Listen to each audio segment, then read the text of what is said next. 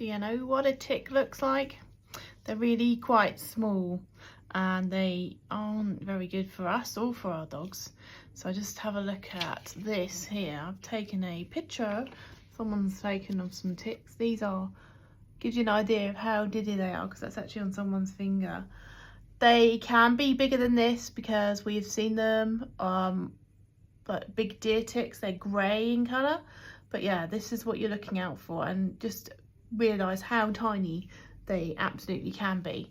You might think it was just a freckle. They are tiny. We've even picked them up on a cut field, on a playing field, actually, a school playing field. We were playing with the kids and one of them actually got a tick on his tummy whilst we were just playing football. So yeah, they pose a real danger.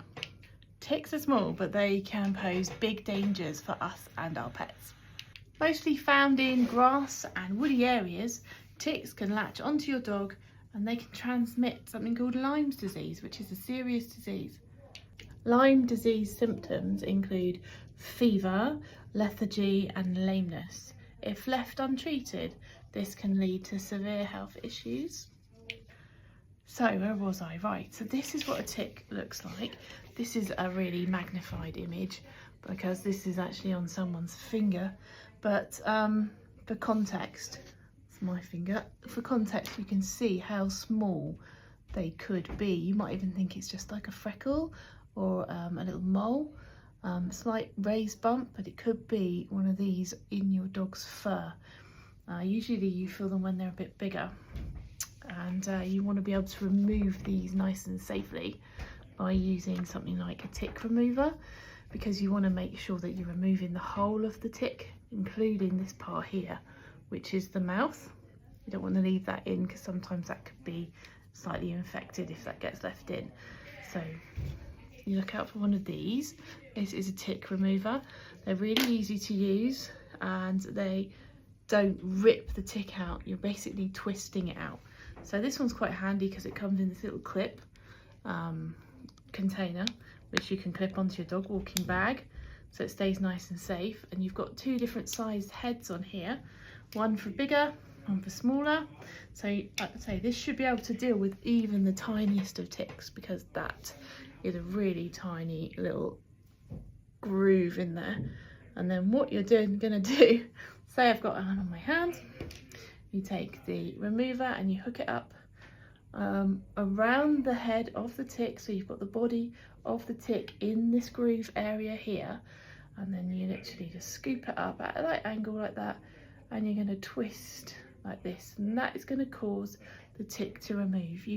We do live in quite a densely tick prone area down here in the south. We're also lucky enough to have the New Forest on our doorstep, but you'll find them widely found in places with dense vegetation such as woodlands, moorlands and grasslands, and these are some of the most effective areas. Those in the southern part of England where we are, the New Forest, the South Downs, parts of Surrey, that's where you're going to look to see them, but they are all over the country. It's certainly not an area specific problem. So we know these ticks are a threat, but let's explore how we can look after our dog whilst we're out on a walk or whilst we are coming home from a walk. What can we do to help prevent these being on our pet? So one of the things you can do, you can use a preventative additive to their food. This is completely natural. There are chemical products out there which you can talk to your veterinary practice about, or your vet can find out what they recommend, but we use a product called Billy No Mates, which is a herb. You can get it like this, you can get it as a powder, you can get it in a tincture as well, and you add that into their food. You can put the tincture into a cat's food as well if you've got particularly woody area that you live in. But this doesn't smell unpleasant. They don't tend to be bothered about eating it. It seems quite nice, but it doesn't stop the ticks from attaching. But what it does seem to do is that when we find a tick, they're quite often dead, and we put it down to the Billy No Mates being so effective, because this blend of herbs doesn't do them any good at all. The main thing you can do is regularly check your pet after every walk, and also have one of these on hand, one of the tick removers. So handy to have, and actually quite practical, because you can get these ones that clip into a little holder like this. There's two in here usually. This holder here of two different sizes, so you can get the big ones and the little ones, because they do come very small, some of these ticks. One of these tick removers is one of those amazing things that you can have in your dog walking bag that could help you or even a friend. So what happens if you find a tick on your dog? Don't panic, okay? You've got plenty of time to remove it. Remover like this here, which ensures that we get the head of the tick out.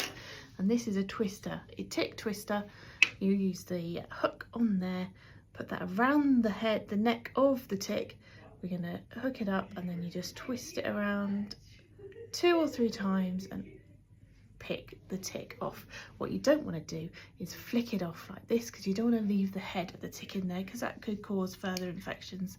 So yes, use a tick remover if you've got one. And the main thing that you do is that you keep an eye on your pets every day. When you come back from a walk, check them over, and if you find any ticks, then you can act accordingly. And don't forget, it's not just your pets that can be affected by these things.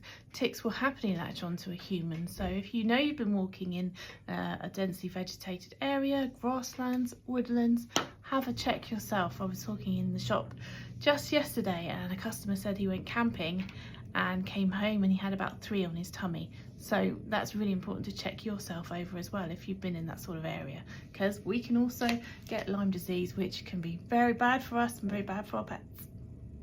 So just by following some common sense and simple tips, you can keep you and your pet healthy and happy and free from ticks.